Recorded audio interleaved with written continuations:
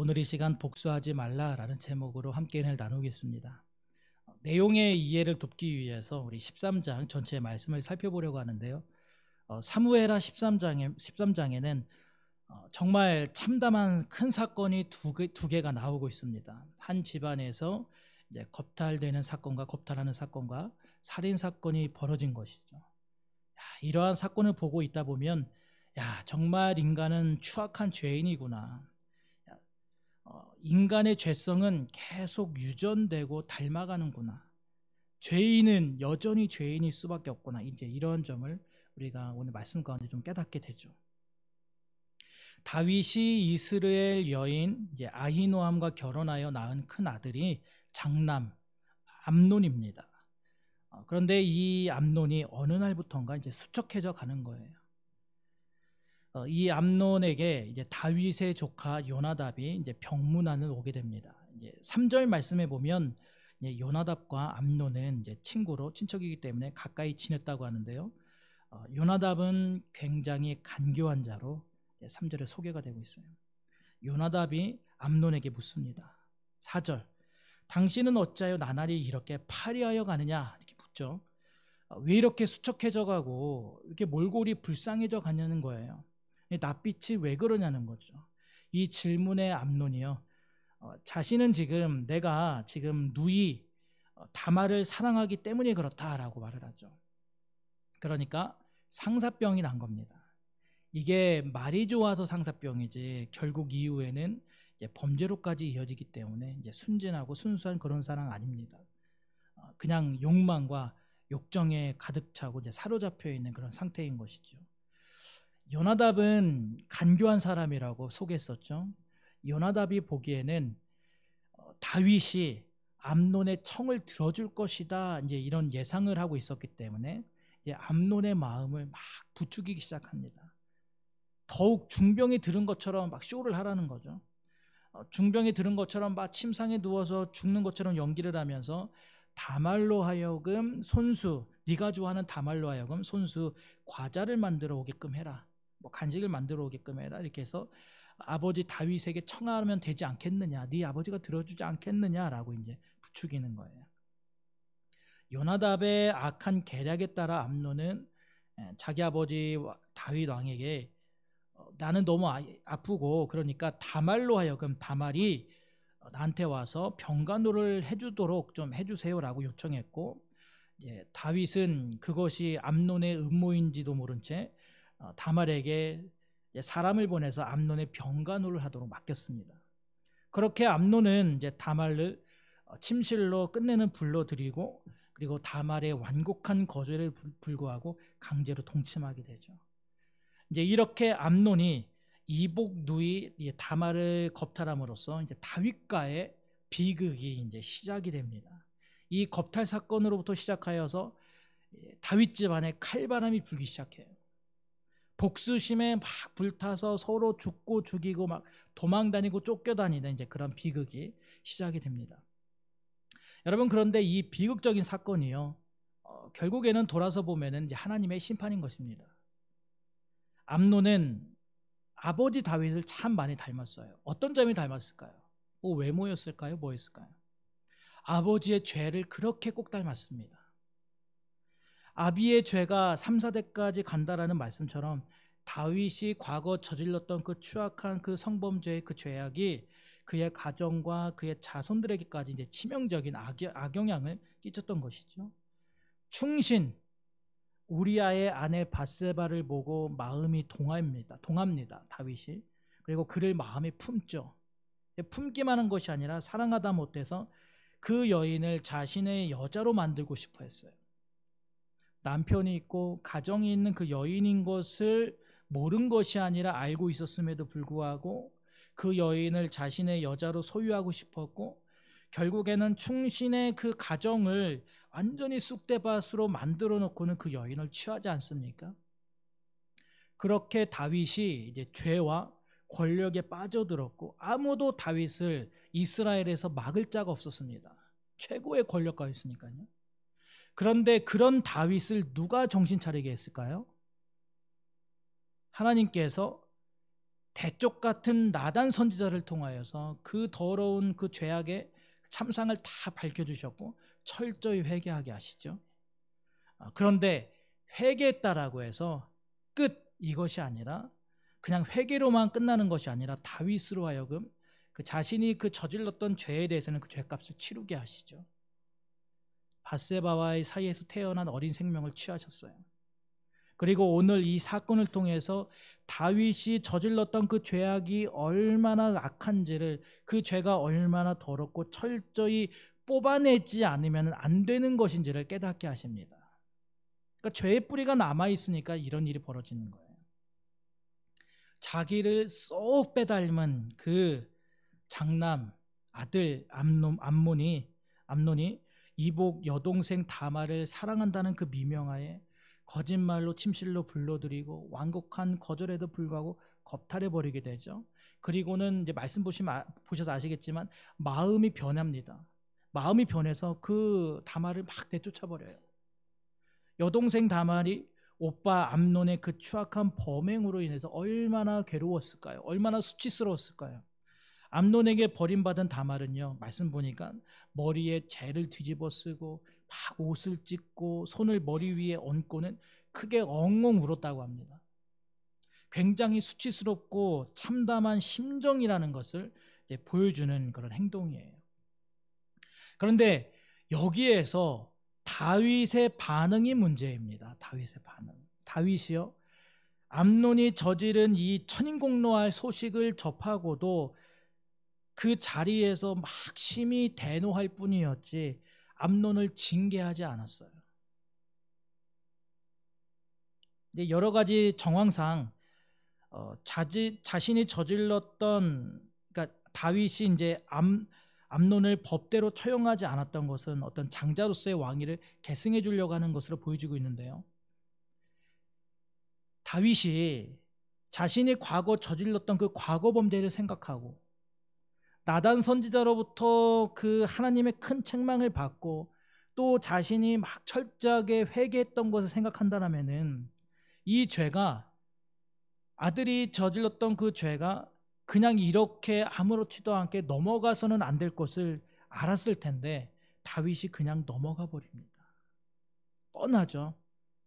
장자로서 왕위를 계승해 주기 위해서 그렇게 할 수가 없었던 것이죠. 정황상 보면. 그런 다윗의 인간적인 생각이, 계산이 결국에는 이제 집안에 더 큰 죄악과 화를 부르게 됐던 것입니다. 이 일로 인해서 다말을 겁탈한 암논이 살해를 당하게 돼요. 왕위를 물려주고 싶었던 아들이 살해를 당합니다. 그것도 배다른 아들, 다말의 오빠인 압살롬이, 그러니까 동생이 형을 이제 죽인 거예요. 물론 이제 남의 손을 빌려서 죽였지만 결국에는 압살롬이 죽인 것이죠. 다윗처럼, 그것도 아버지 다윗처럼 다윗이 충신 우리아를 전쟁터에서 죽였듯이 압살롬이 계획적인 살인을 저지릅니다. 축제로 위장을 해서 막 술에 취해서 흥하게 만든 다음에 이제 사람들로 하여금 시켜서 살해를 한 거예요. 그리고 압살롬은 아람 나라 그술로 망명을 해버립니다. 이 사건이 오늘 이제 13장에 기록된 두 번째 참담한 사건이에요. 오늘 23절에 보면 암논이 이복누이 다말을 겁탈한 사건이 있은 후에 만 2년이 지났습니다. 그리고 양을 치기에 지리적으로 좋은 조건을 가졌던 지역 바알하솔에서 양털을 깎는 행사가 이제 열리게 되었어요. 목축업에서 양털 깎는 이 행사는요, 마치 농업에서 농사를 짓는 분들이 추수 때 막 탈곡을 하고 추수하는 그런 큰 행사였습니다. 단지 뭐 양털을 깎는 그냥 그런 일로 끝나는 것이 아니라 그동안 막 고생을 하여서 양을 키우고 이제 그 털을 깎아서 큰 소득을 얻는 때였기 때문에 사람들을, 지인들을 초청하고 초대하여서 막 먹고 마시고 즐기는 그런 엄청난 그런 큰 지역 축제였어요. 그런데 이 축제를 압살롬이 엄청 기다렸던 겁니다. 압살롬은 자신의 누이 다말을 겁탈한 암논에 대해서 복수할 그 날을 생각하면서 만 2년을 그렇게 시간들을 보냈던 거예요.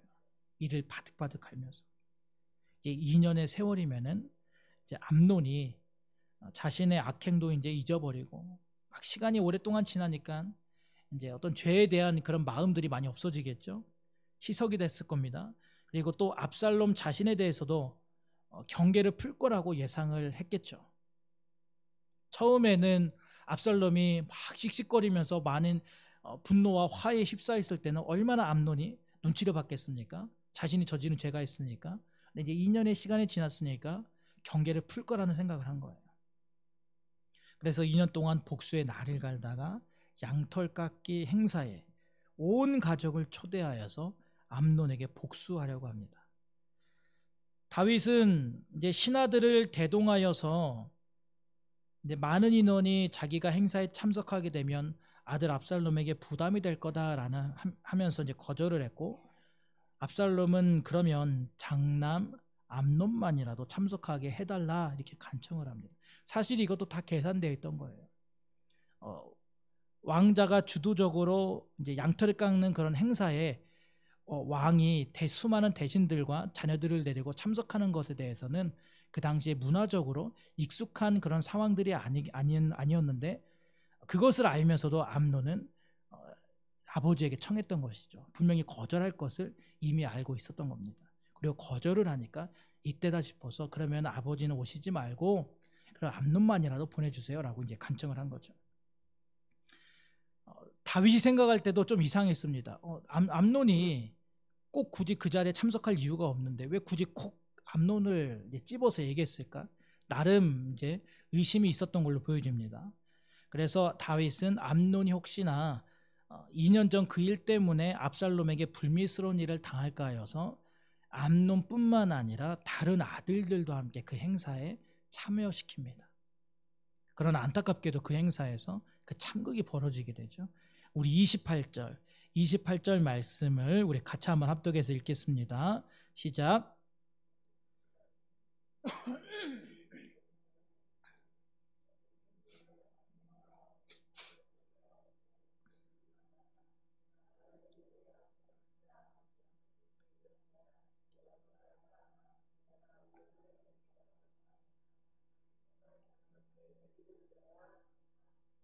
아멘. 압살롬은 사전에 분명히 살인 계획을 세웠죠. 그리고 자신의 종들을 시켜서 살인 교사를 했습니다. 그리고 종들에게 그 살인을 시키면서 마치 무슨 구약 시대 우리가 뭐 신명기 말씀과 보면서 마치 하나님의 말씀을 막 전하는 것처럼 막 두려워하지 말라. 내가 너에게 명령한 것이 아니야. 너희는 담대하라. 막 용기를 가져라.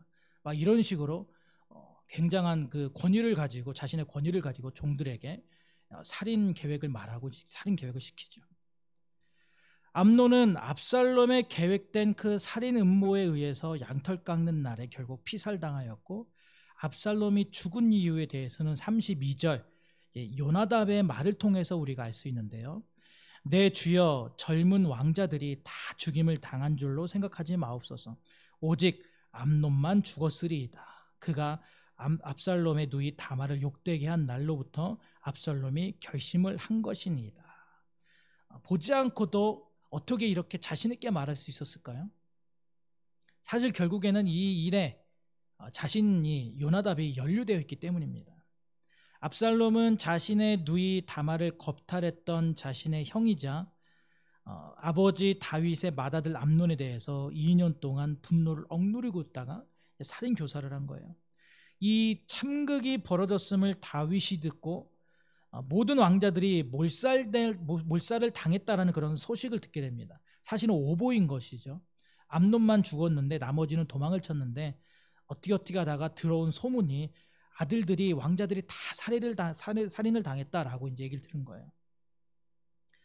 그래서 그 소식에 31절 다윗이 자기의 옷을 찢고 땅에 들어눕고 그의 신하들도 다 옷을 찢고 모셔 선지라. 그런데 요나답이 이렇게 이야기하죠. 모든 왕자들이 다 죽지는 않았습니다. 분명히 암논만 죽었을 겁니다.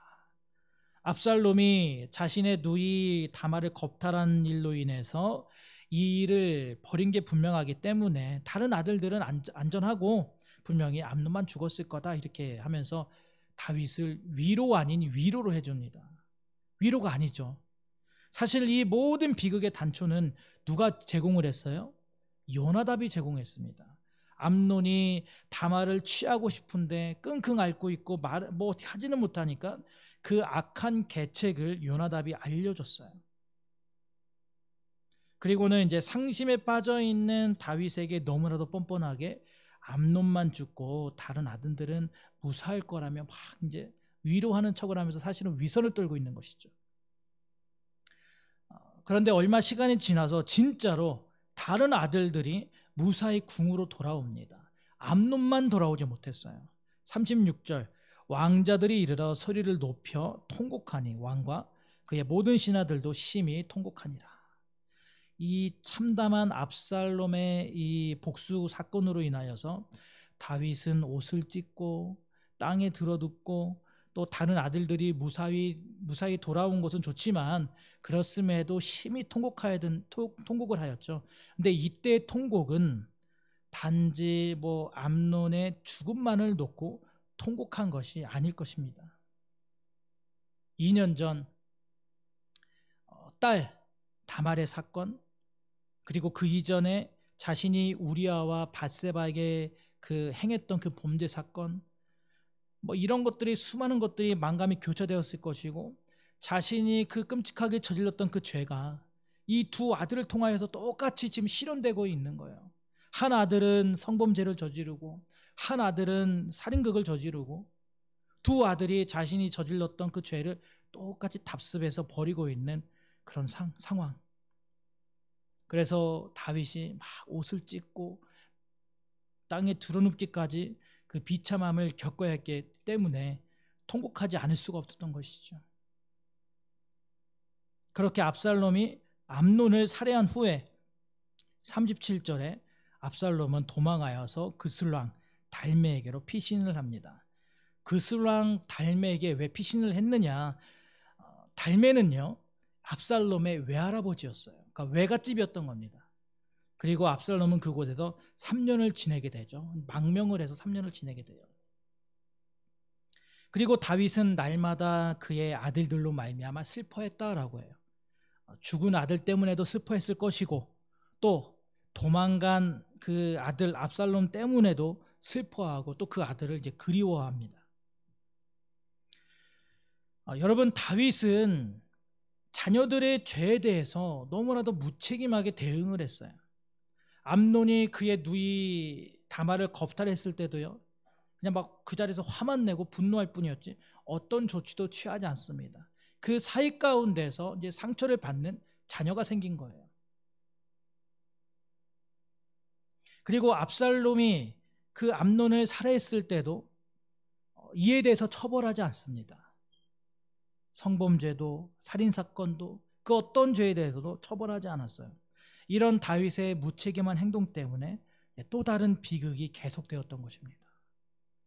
징계받지 않고 제멋대로 자란 압살롬, 사람을 죽이고도 아무런 처분을 받지 않았던 압살롬은요, 이제 이후 성경을 보게 되면 아버지 다윗까지 대적을 하는 무서운 괴물로 성장을 하게 되죠. 죄들이요 막 서로 상호작용을 막 하는 거예요. 다윗의 죄악은 분명히 암논의 죄악에 영향을 끼쳤습니다. 암논의 죄악은요 결국 다말의 인생을 비참하게 만들었어요. 다말의 인생은 파괴가 됐습니다. 그리고 끝내 압살롬을 격분하게 만들었어요.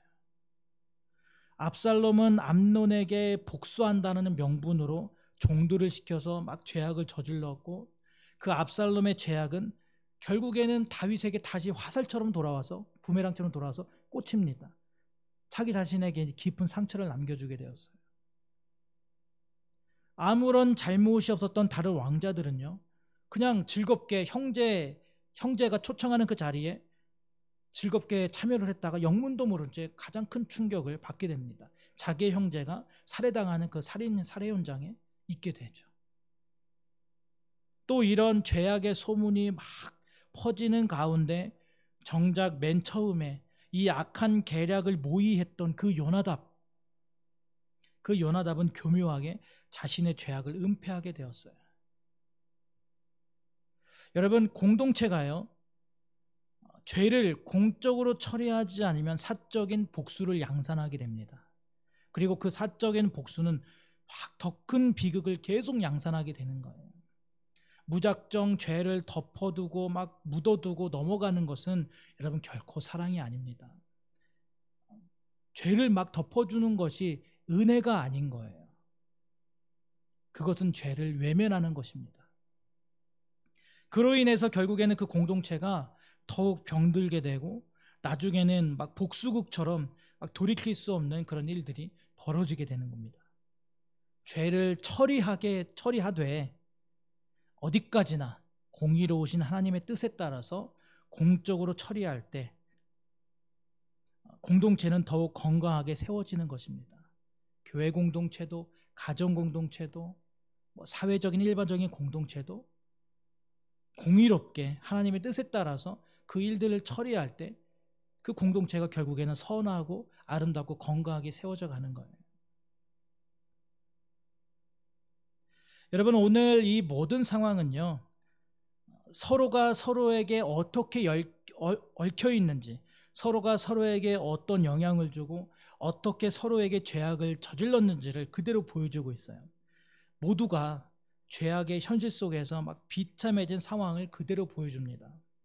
하나님 없이 자기의 감정과 욕망대로 살아가는 세상에서 우리가 맞이하게 되는 그 비극적인 현실을 보여주고 있는 거예요.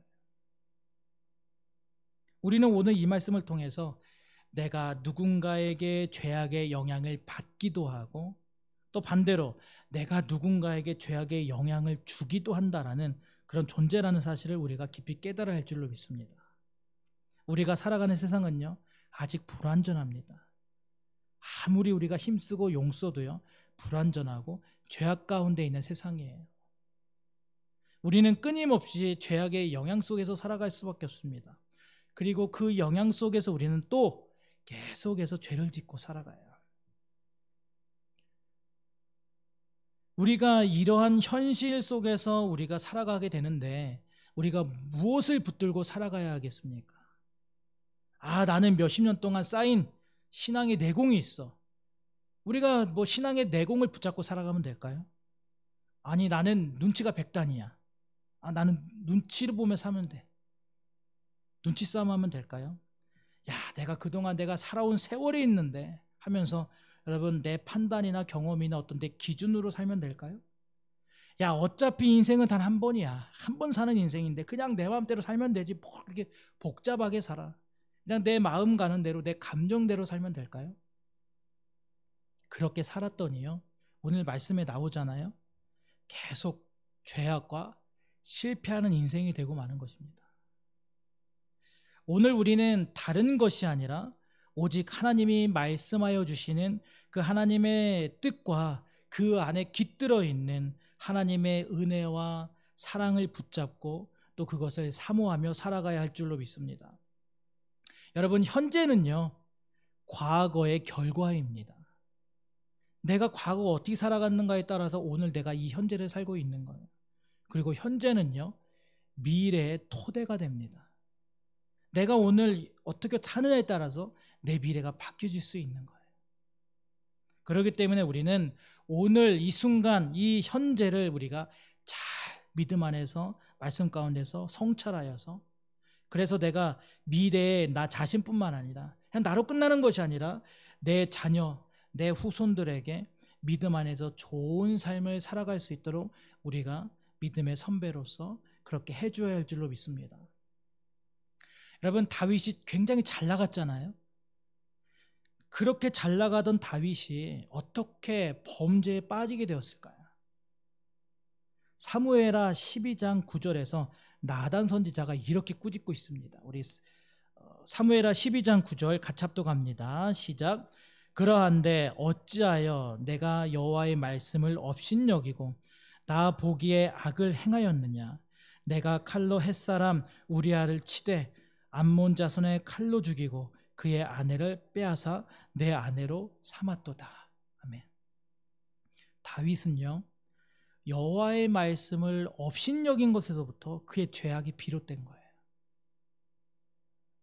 결국 죄에 대해서 굉장히 단호하시고 죄악에 대해서 공의로우신 하나님의 뜻을 저버리게 되었던 겁니다. 하나님의 말씀을 업신여겨 버리니까 하나님이 그렇게 단호하게 여기시는, 하나님이 정말 칼같이 여기시는 그런 죄악에 대해서 그냥 저버리게 되는 거예요.